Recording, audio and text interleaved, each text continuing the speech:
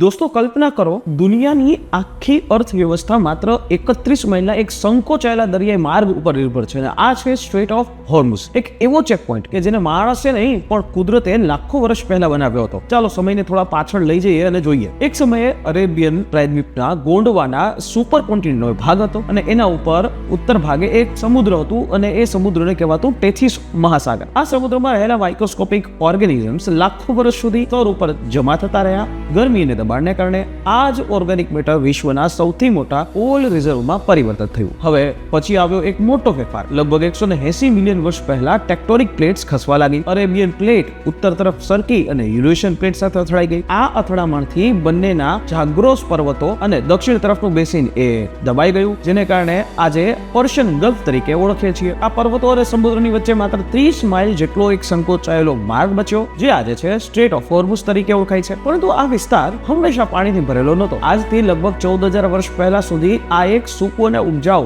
ખીણ હતું, જ્યાં નદીઓ વહેતી હતી. જ્યારે હિમયુગ સમાપ્ત થયો ત્યારે સમુદ્રનું સ્તર વધ્યું અને ત્યારે ઇન્ડિયન ઓશનનું પાણી અંદર ઘૂસી ગયું અને આખી ખીણ એ પાણીમાં ગરકાવ થઈ ગઈ. લગભગ 6,000 વર્ષ પહેલા આજની આધુનિક દરિયાકાંઠાની રચના થઈ. કુદરતનો અદ્ભુત ચમત્કાર જુઓ. એક જ પ્રક્રિયામાં એને દુનિયાનું સૌથી મોટું ઓઇલ રિઝર્વ એ બનાવી નાખ્યું અને એને નિયંત્રિત કરવા માટેનો એક મહત્વપૂર્ણ ચેક પોઈન્ટ પણ રચી દીધો. તમને શું લાગે છે? કમેન્ટમાં આપનો અભિપ્રાય જરૂરથી જણાવજો.